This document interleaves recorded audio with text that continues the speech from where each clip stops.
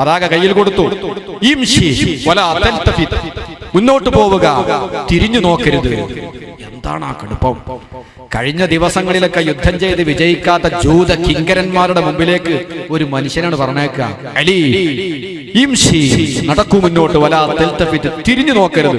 ഖൈബറിന്റെ 10 കോട്ടകൾ പിടിച്ചടക്കി ജൂതന്മാരെ കിടുകിടാ വറപ്പിച്ച് ഇസ്ലാമിന്റെ പതാക അവിടെ നാട്ടിയിട്ടല്ലാതെ തിരിഞ്ഞു നോക്കാൻ പാടില്ല.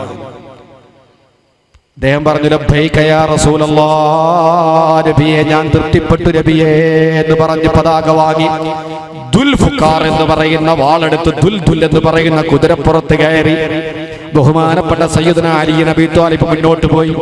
ഏതുവരെ യുദ്ധം ചെയ്യണം അത് ചോദിക്കാൻ വിട്ടുപോയി.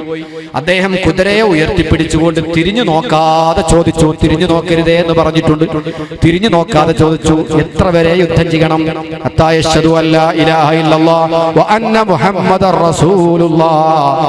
ഈ മന്ത്രധ്വനി ഉച്ചരിക്കുന്നത് വരെ, അല്ലെങ്കിൽ അവർ കീഴടങ്ങണം, അതുവരെ പടവട്ടണം. അലി എന്നവര് ഖൈബറിന്റെ രണാങ്കണത്തെ, ഖൈബറിന്റെ 10 കോട്ടകളുടെ സന്തറിലെ നടുമുറ്റത്തെ കിടുകിടാ വറപ്പിച്ചുകൊണ്ട് അലി എന്നവർ അങ്ങോട്ട് കയറി ചെന്നു. തന്റെ കുതിരയൊന്നോ ഓടിച്ചു, പതാക പിടിച്ചുകൊണ്ടൊന്ന് ഓടി. ഒരുപാട് ഭടന്മാരുണ്ടായിരുന്നു. അലി എന്നവർ ഇങ്ങനെ ഓടുന്നത് കണ്ടപ്പോ ഒരു ചെറുപ്പക്കാരൻ, അലി എന്നവരുടെ പ്രകൃതി തന്നെ പറയുന്നുണ്ട്. അലി എന്നവരുടെ ശാരീരിക പ്രകൃതി എങ്ങനെയായിരുന്നു എന്നറിയാമോ?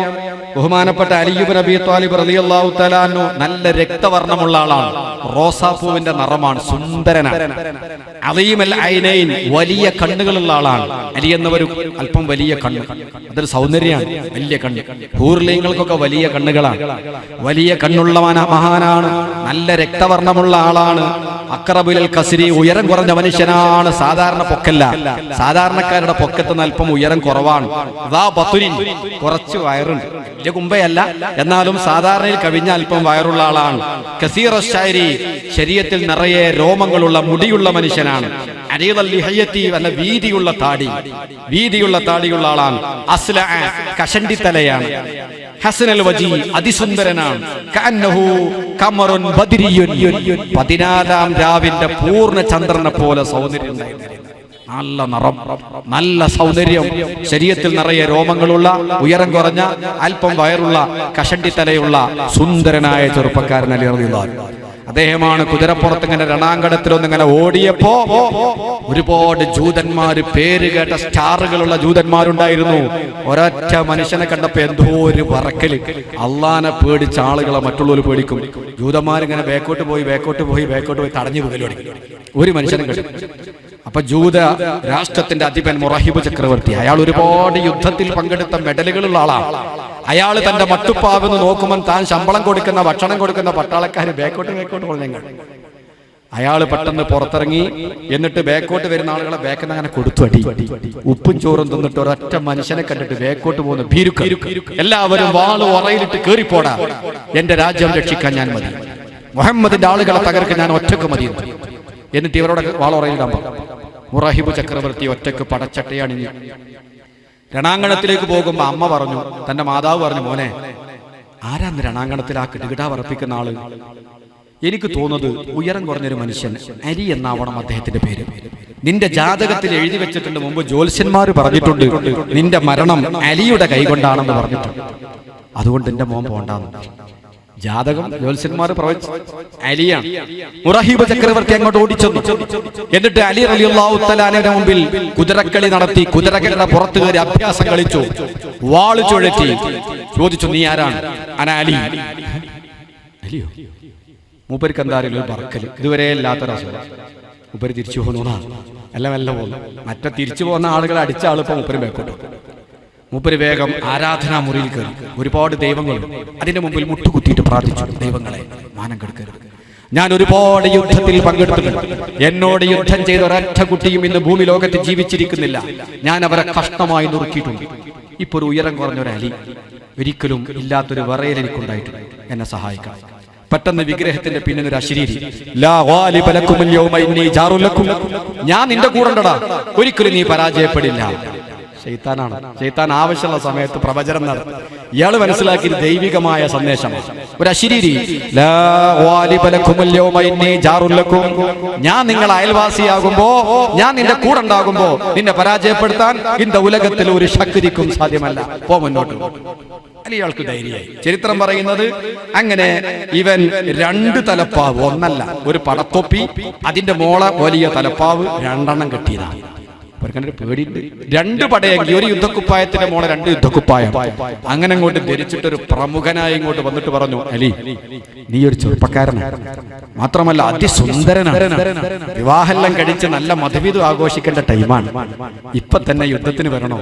എന്നോട് യുദ്ധം ചെയ്ത ഒരാളും ഇന്ന് ഭൂമിയിൽ ജീവിച്ചിരിക്കുന്നില്ല, അതുകൊണ്ട് എന്റെ മോൻ തിരിച്ചു വെക്കും. അലി എന്നവർ പറഞ്ഞു, എടോ, ഞാൻ നിന്റെ പ്രസംഗം കേൾക്കാൻ വന്നല്ല, ഞാൻ നിന്നോട് യുദ്ധം ചെയ്യാൻ വന്നതാ, ആണത്തമുണ്ടെങ്കിൽ യുദ്ധത്തിന് തയ്യാറായിക്കോ. ഇത് കേട്ടപ്പോ മുറാഹിബിന് പിന്നെ വേക്കോട്ട് പോകാൻ പറ്റില്ല. അദ്ദേഹം പറഞ്ഞു, എന്നെപ്പറ്റി നീ അറിയാത്തത് കൊണ്ടാണ്, എന്തിനാ നല്ലൊരു യുവത്വം വെറുതെ കളയുന്നത്?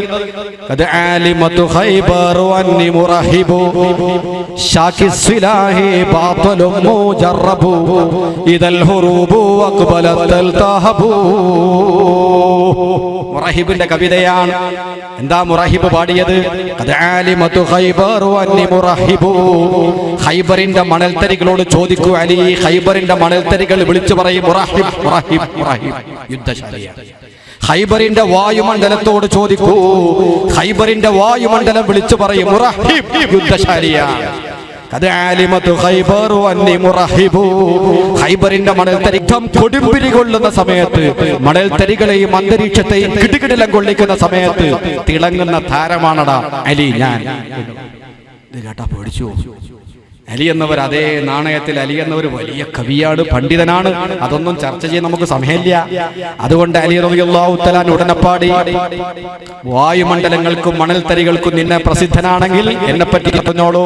അനല്ലദീ സമ്മതിനി ഉമ്മി ഹൈദറ കല്ലൈസി വാബാതിൻ കരീഹിൽ മല്ലറ അഖീലുകും ബിസൈഫി കൈല സന്ദറ. അതേ ശൈലിയിൽ അനല്ലദീ, ഞാൻ ഒരുത്തനാണ്, സമ്മത്തിനി ഉമ്മി ഹൈദറ, എന്റെ ഉമ്മ എനിക്ക് പുലിക്കുട്ടി എന്നാണ് പേരിട്ടത്. അലി എന്നവർ ജനിച്ചപ്പോ ആദ്യത്തെ പേര് ഹൈദർ എന്നാണ്. പുലിക്കുട്ടി, പുലി നേടാ ഞാൻ. എങ്ങനത്തെ പുലിയാണ്?